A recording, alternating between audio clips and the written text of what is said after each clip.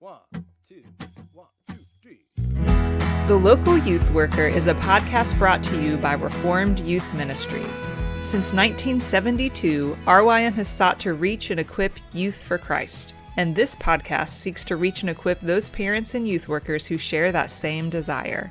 For more information on our student conferences, youth leader training, or resources, visit rym.org. Hello, everyone. Welcome to The Local Youth Worker, a podcast brought to you by Reformed Youth Ministries. I'm your host, John Parrott. This is episode 372, and I am here with Tree Triolo. Tree, how's it going? Doing well, John. So good to be back on. Yeah, it's good to see you. And what's funny is, like, right when I was introducing you, I sometimes forget your name is Andrew. Not many people know that. Yeah. I just call you Tree all the time. Yeah. So does just about everybody else I know. So yeah, I was going to ask, does anyone call you Andrew at all? Not very much anymore. I usually try to introduce myself as Tree, and then I'd preface it that that's not actually my name. But yeah, not many people at all call me Andrew. All right. In fact, when my wife and I got married, she would often use my first name, and it wouldn't even register sometimes in my head. So she just calls me Tree now. Nice.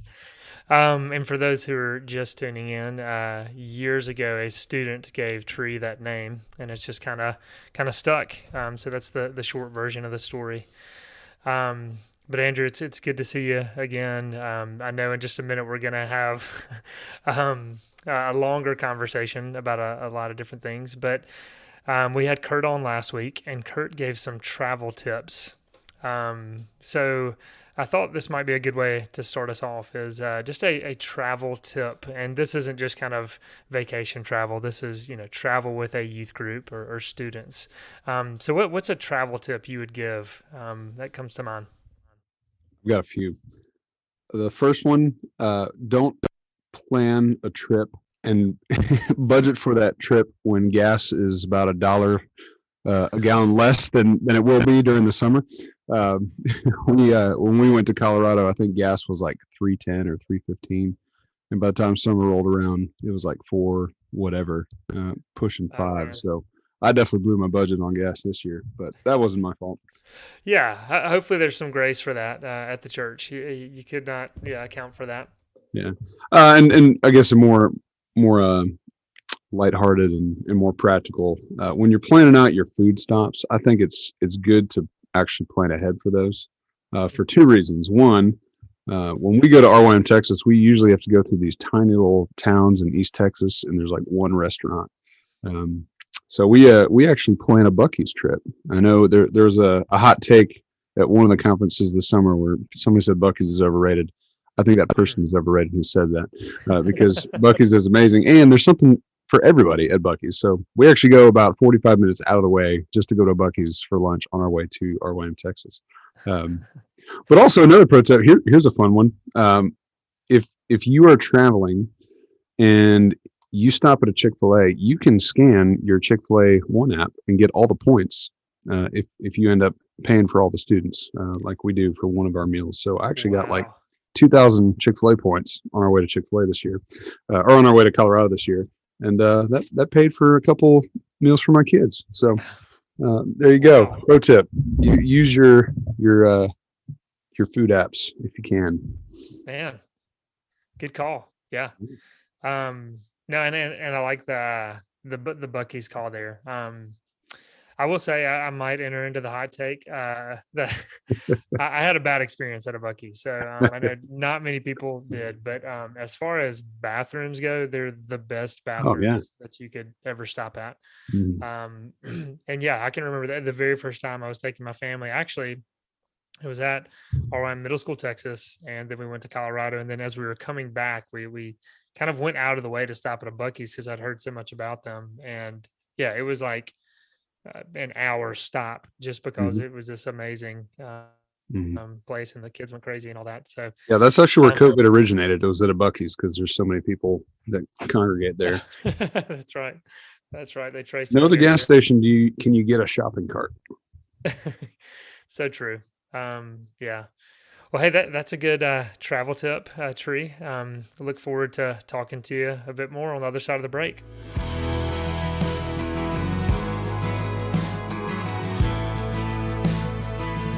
All right, we are back with Tree. Tree, good to see you again. It's funny, as we were talking at the beginning of the show, thinking about middle school Texas, thinking about Colorado. We got to sit down and record a few of these podcasts together in person in Colorado. Mhm. That seems like a year ago. Does it feel that way to you? It really does. In reality, it was like a month and a half, maybe. But man, that does seem like a long time ago. Yeah, There's a lot that's happened since that trip. that's what I was going to say. I mean, so yeah, Colorado kind of kicked off the summer for RYM, and just letting our listeners know we have 6 conferences. It begins in Colorado, then there's a little bit of a break, and then there's 3 conferences in Florida, then another little break, and then there's high school Maryland, and then right after that it's middle school Texas. So true. We were in Colorado together, and then GA was in between there. You've had some weddings, Mhm. and then now middle school Texas, and you're just coming off middle school Texas. Why don't you just kind of give us highlights of middle school Texas, some thoughts on taking your students there? How did it go? Yeah, I actually think that middle school Texas is a hidden gem. If you all have never brought students to middle school Texas, I know Florida is a lot prettier than Texas in some points. I know Florida is definitely more of a draw than Texas, but man, that camp, Owasso Ranch, unbelievable. Mm-hmm. That place is great.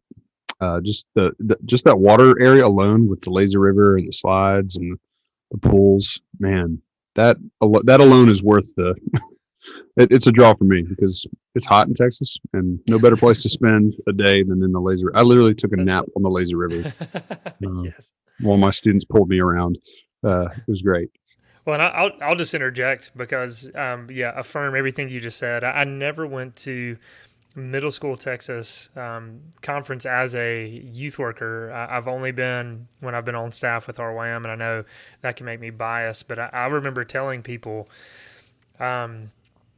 selfishly as a youth worker, go to middle school Texas because it's so easy as a camp. I mean, I'm not saying there aren't difficulties and challenges to it, but everything's fenced in, so you don't have to worry about like your students escaping somehow. Everything's contained.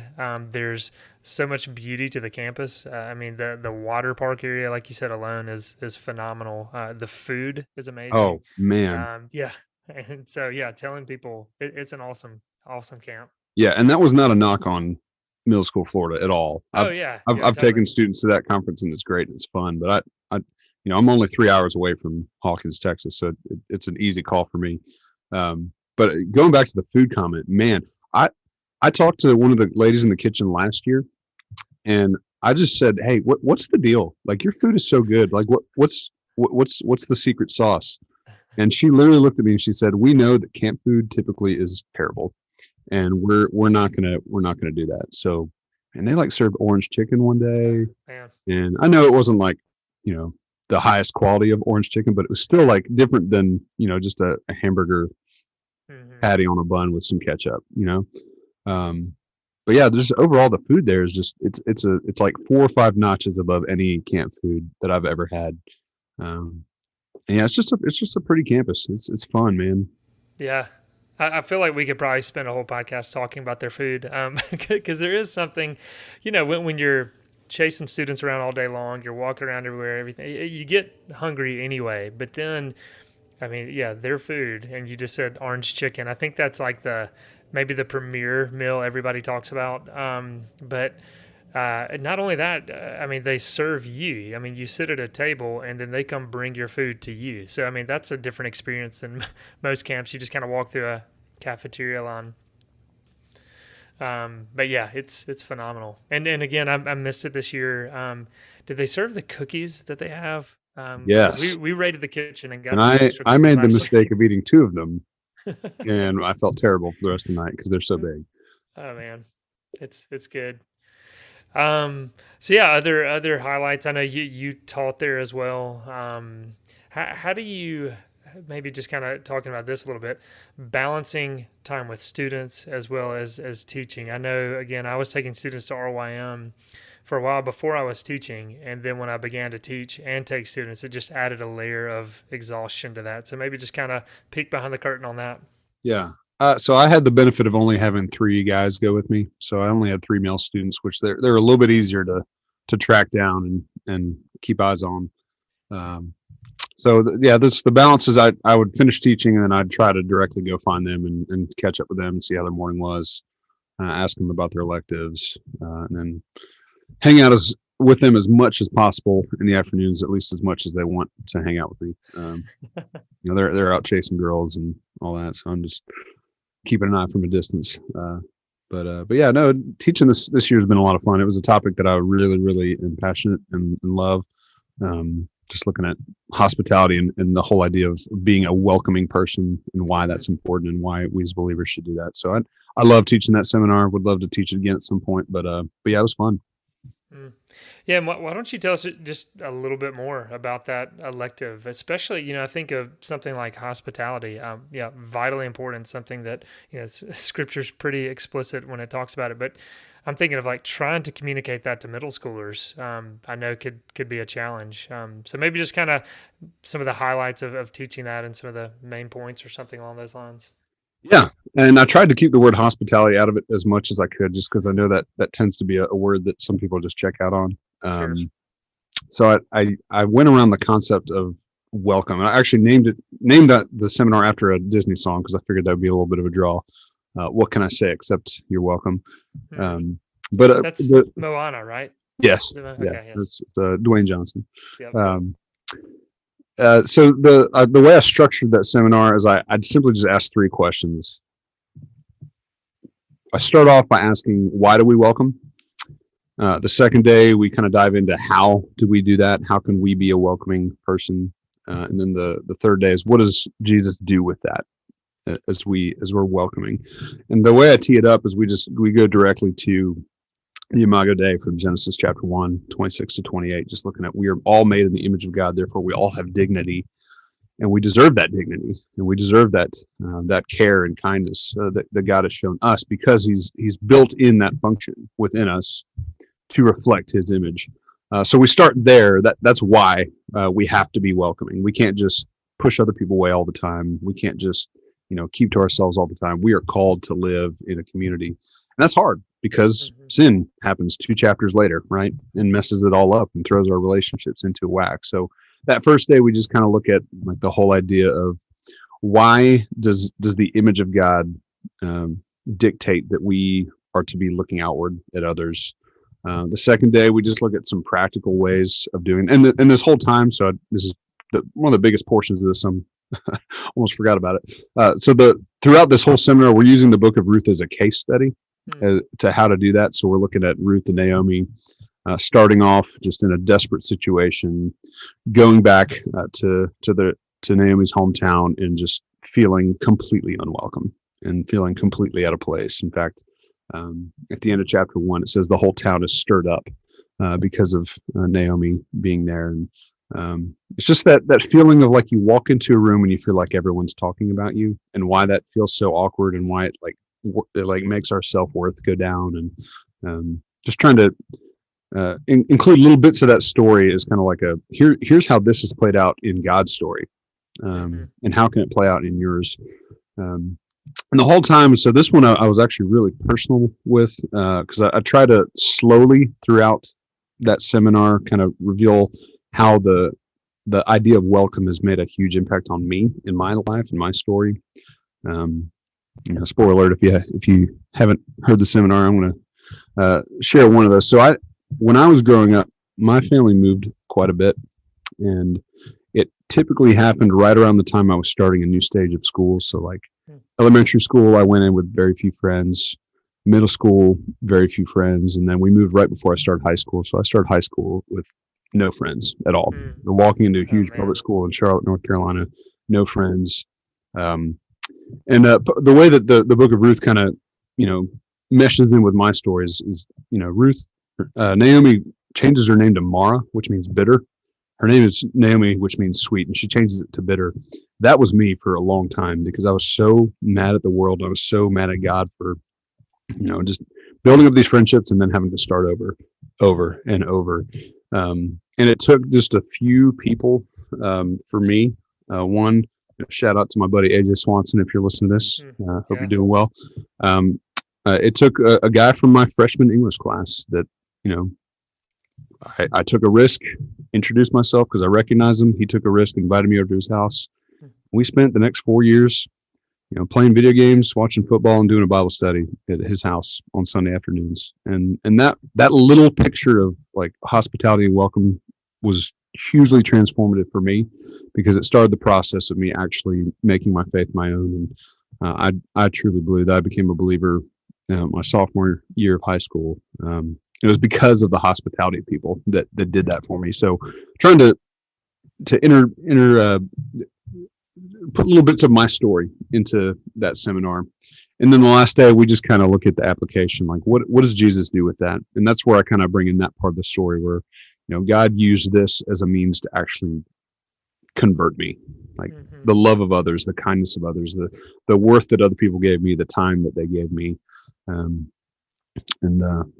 I tried something a little bit different than I thought I was going to this year. So I actually read my son's favorite book out loud. I think people actually really like that. It's called Stick and Stone. It's about a stick and stone that become best friends. Oh, man. Stick stands up for stone and a friendship is grown. And it's just a cool story. So we kind of end with that, like looking at like a small act of love and kindness can actually mean more than you think it is. And that's why we welcome. Like that's what Jesus does with that, is he actually works in those stories. So I love that seminar. It's fun. And I can talk about the book of Ruth all day long. I think it's one of the most beautiful stories in the scriptures. So yeah, it is. And tell me the book again, Stick and Stone. Is that what you Stick said? and Stone. Okay. I wish I could remember the name of the author, but I can't off the top of my head. Yeah, people can Google that, but now it makes me want to check that out. And I love getting to hear that part of your story. And just like you just shared, just one small act, how the Lord can use that. Go ahead. I was just going to throw in another little quick tidbit there. So another way that God used welcome in my life was, I've the Clemson University Outdoor Lab has been a huge part of my life. It's a summer camp that I worked at, and going down to work there, I knew a few people that had worked there because my church had gone down and volunteered, so I recognized faces. But when I actually went down to work, I was told to kind of just go to this person's house, and they were just going to take care of me, and I had no clue who they were. It ended up being this family called the Martin family. And I, had to knock on the door, and, I show up, and I recognized their faces, but I didn't really know them all that well. And I ended up being like essentially adopted by that family. And, four of my groomsmen were in that house that day when I went and knocked on that door. So like that's the impact of like they welcomed me in, they were hospitable, became some of my best friends in the whole world. So yeah, welcome and hospitality it's a huge part of my story. So I love it. Man, that's awesome. And too, as you're talking about the book of Ruth, have you read the Piper book? What is it? A Bittersweet Providence or a Sweet and Bitter Providence? Something along those lines. I think it's all on the book of Ruth. And anyway, that's an awesome one to pick up. So especially your love for that book. And it is one of those just, sweet little books in the Bible. It's kind of tucked away. Yeah, and it all culminates to that last part of the chapter 4 where, David arrives on the scene. Like this, that whole story was part of God's promise, and he used a messy line to do it. So it's huge encouragement to me because I know that God uses messy people to do his work, which is awesome. To that. Yeah. The two of us right here, right? We can give testimony to that. So I do want to remind everyone that the audio from our conferences will be up on our website. So I don't know exactly when, but people can check that out. Check out, Tree's elective as well as others will be up there eventually. So just, if you look at our conference audio, it should be posted. Yeah, I'm looking forward to that. There were so many good topics this year. I'm like, I really wanted to go and listen to some, but. Yeah. I'd love it whenever, we start reaching out to other youth workers to teach electives. I just love seeing the list of topics that people come up with. And I just think, man, I'd love to sit in every one of these, but then also the creative titles people come up with. I love seeing, because titles are so hard. Kurt usually comes up with funnier ones. He's pretty good, but I mean, come on, Moana and quoting the Rock. I mean, that's pretty good. That's solid. I figured that was a way to get people to come. So either that or my nickname. People show up for those two things. That's true. Yeah, that is a draw. Well, Trey, I'd love to talk to you just a little bit. I know kind of pre-recording, we're saying, hey, what exactly are we going to talk about? And some of this is, it's still kind of the summer. We know for many people, school has already started back and is starting back in some places, but it's just a little chaotic. But we want to try to provide something for people to listen to. And I know it's been a little bit different for our listeners this summer as we've gotten away from the variety show format, I guess, is what we keep referring to it as. But yeah, excited about, this upcoming semester. I think September might be when we kick off the variety show again. Trying to think of that essential segment. Who knows? We might continue to do the travel tips that Kurt has come up with. Those can be helpful as people kind of share pro tips about planning for retreats, but there's some other segments. I think the middle one, we might be dealing with kind of fears of ministry and insecurities of ministry. We don't really, and I guess that's something we need to tell people too. These titles are undecided. We don't know what all we're going to be, but yeah, what these are going to be called. But yeah, reaching out to a few people that'll be on, just letting people know that Brian Habig is going to be coming on, that he gave a talk at Together for the Gospel years ago called Fears of a Minister. And that was a big impact on me. And so, he's willing to come back on, talk about some of that, but also kind of head in some different directions on some of that. And so we'll reach out to him and get some others to kind of speak into that middle segment. But then we do have some ideas too for the longer segment as well. True, why don't you give just a little bit of description of what we might be talking about in those longer segments? Yeah, and we're still coming up with a title for this one as well. Yeah. But I've been thinking a lot and just kind of dovetailing off of what I was saying in the seminar. I've been thinking a lot about just the idea of stories lately. And I want to read a little segment from Joe Deegan's The Power of Story, one of the track series books. He says in the opening chapter on page 12, stories shape us in ways that very few things can. People can say what you eat, and we consume stories all day long: social media, TV, movies, music, school, news, sports, books, friendships, even our own personal dialogue inside our heads. These are stories that we munch on all day, in and out. The question is, what are these stories doing to our souls? Are they making us more or less human? In other words, are they shaping us to be more and more the creatures that God made us to be, or are they driving us further and further away from the light of God's presence? And just thinking about just the things that we experience and how they shape us. Again, like the power of hospitality was hugely transformative for me. But one of the things that has shaped me quite a bit is just the ways that God has worked in really, really difficult situations and worked in really, really hard providences that he's put into my life. And at some point during that section, I'm going to share a story that involves quite a bit of tragedy, but also has a lot of hope in it. And just looking back and thinking through that experience, and then it actually connects with an experience that I experienced at my new church here, and kind of brought back a lot of painful memories.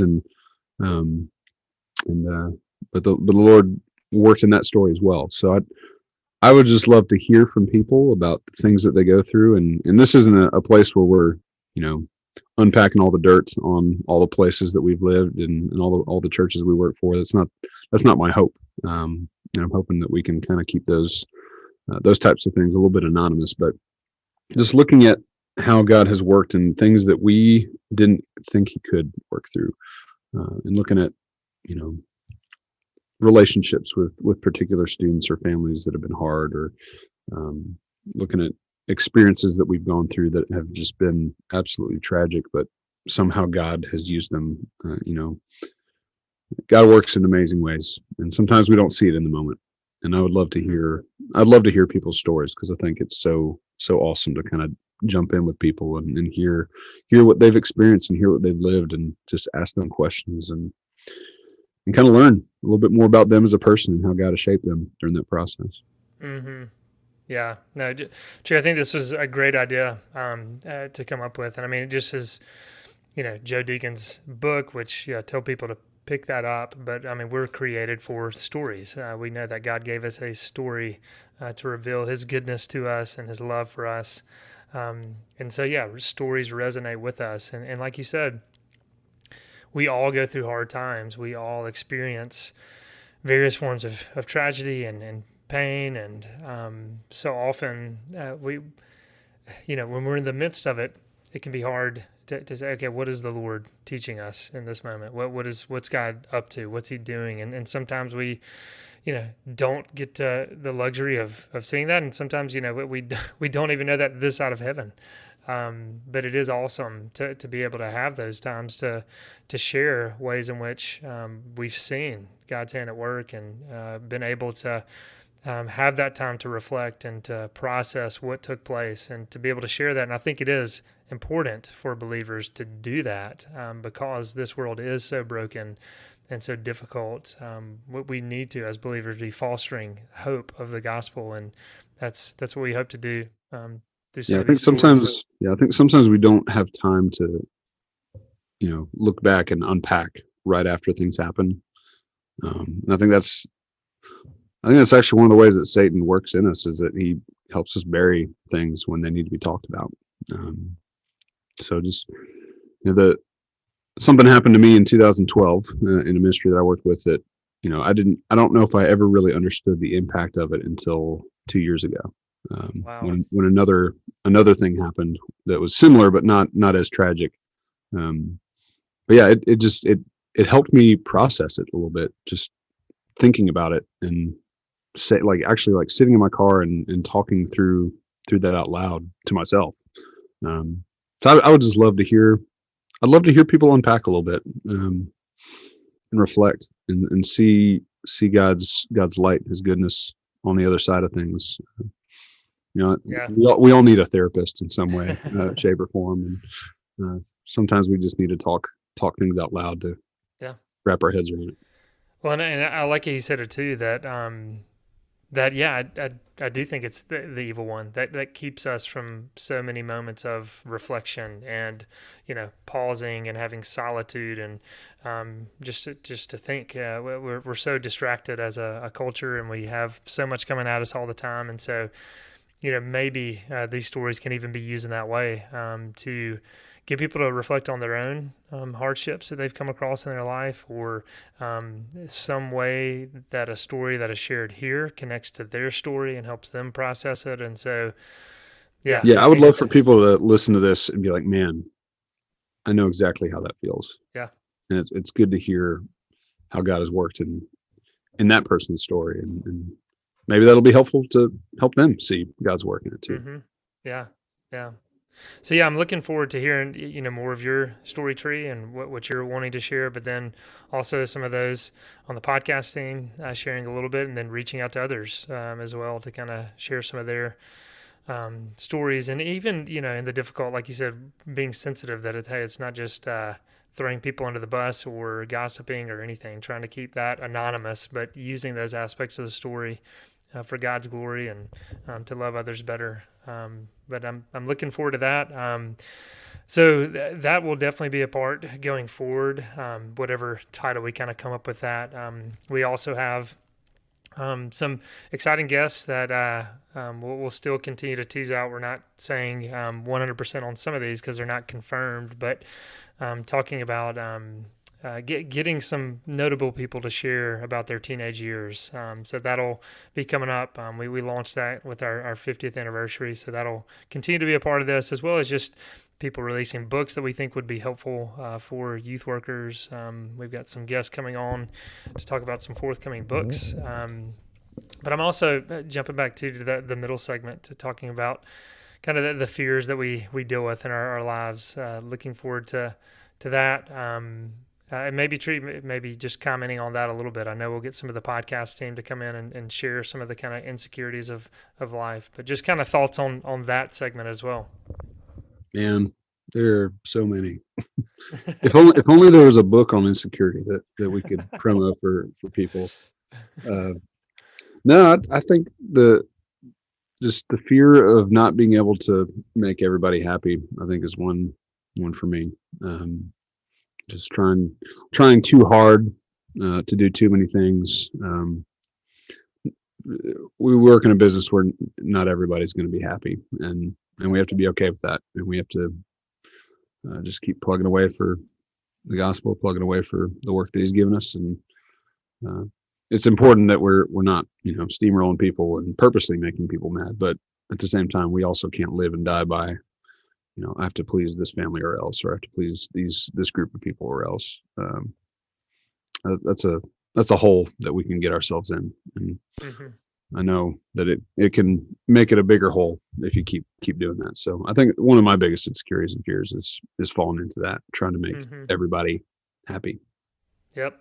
Yeah, no, totally agree with that. And just letting our listeners know that, whatever title we come up with, this kind of discussion on fears and insecurities, although some of this is going to be related to ministry, it will definitely connect to those outside of ministry. Fear is a commonality for all of us, and so we're going to find points of connection. But we know that what we discuss here is going to be easily translatable to those who aren't in full-time ministry. So I don't want anyone listening thinking that's excluding them. But anyway, that's a little bit of a preview for this upcoming season. And Tree, I'm excited to get back to doing this a little bit more regularly and getting to see you and the other parts of the other people on the podcast team as well. So, hey, look, thanks for taking the time to come on today and sharing some of this with us. I appreciate your time as well, brother. We'll see you later.